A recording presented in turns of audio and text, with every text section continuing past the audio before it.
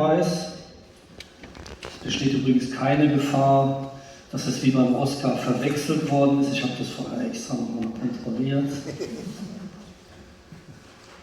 Den zweiten Platz beim Schweizer Krimipreis hat gewonnen Fabio Benoit mit Le Bref des Flammes.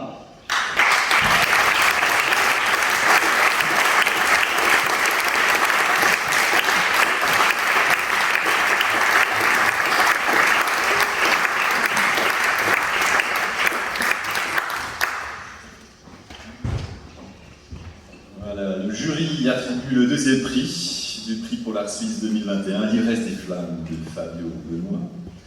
C'est un roman policier atypique et passionnant qui planche les lecteurs et lectrices dans le monde de la mafia calabraise, tout en tissant des liens entre le banditisme sarde, la Suisse et la France. L'Ivresse des Flammes ne cesse de surprendre. Le jeu narrateur change d'un chapitre à l'autre, et il en va de même pour la perspective et les personnages que l'on y rencontre. On est au plus près des protagonistes concernés. Malgré ces changements, le contexte permet de comprendre aisément qui raconte. Quant à l'intrigue, elle exige l'attention, puisque les péripéties sont nombreuses, et puisque temps et lieu alternent entre le présent de l'enquête actuelle, située en Suisse, et le passé qui vient rejoindre l'un des personnages principaux, un ancien mafieux qui a tenté de fuir sa Sardaigne natale et la mafia calabraise. On le sait, Fabio Benoit est policier et écrivain. Il est chef de la formation de la police judiciaire fédérale et auteur de polars, et il est donc un expert du grand banditisme.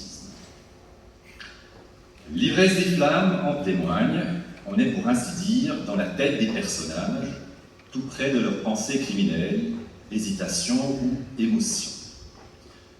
On y sent aussi de l'humour.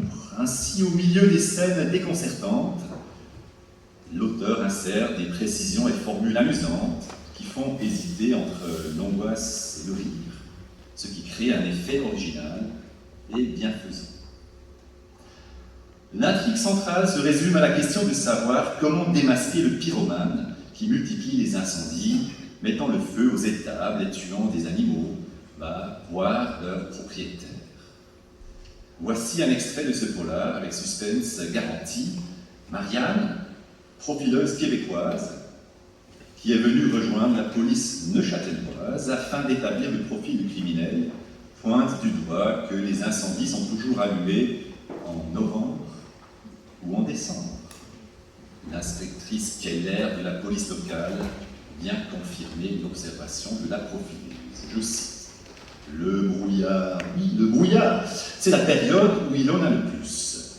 D'après Météo Suisse, il y avait toujours une épaisse grisaille. Je viens de téléphoner à nos collègues de Fribourg et de Besançon, et ils m'ont confirmé que, dans leur cas également, il y avait ce satané de brouillard. » Maintenant, c'est Marianne qui parle, je cite, « Reprenant mes notes, je me lance et présente mon premier profil aux enquêteurs. Le portrait de ce pyromane est probablement celui d'un homme isolé, vivant seul depuis longtemps et qui ressent un besoin viscéral d'assouvir son attirance morbide pour le feu. Vous êtes confronté à un addict, à quelqu'un de dépendant, non seulement qui aime, mais qui a surtout besoin de l'ivresse, des flammes. Donc, la cerise sur le samedi, c'est que malheureusement, il va recommencer. Marianne, donc, la profileuse, utilise volontiers des expressions québécoises comme la cerise sur le sundae, c'est-à-dire la cerise sur le gâteau, ou encore « je suis aux petits oiseaux » pour exprimer qu'elle est aux anges. Des notes en bas de page expliquent ces tournures, qui ajoutent non seulement une couleur insolite et une note joyeuse, mais qui font également rire les collègues de la police locale. Le jury apprécie, dans l'Ivresse des Flammes, la force des mots et le don de description précise de l'auteur, qui se traduisent par un langage puissant, des perspectives riches, des dialogues vivants et des détours imprévisibles. Suspense, analyse psychologique, fait historique, dialogue rythmé, empreint d'humour et d'étonnement font la force de ce roman polyphonique, savamment documenté. Félicitations.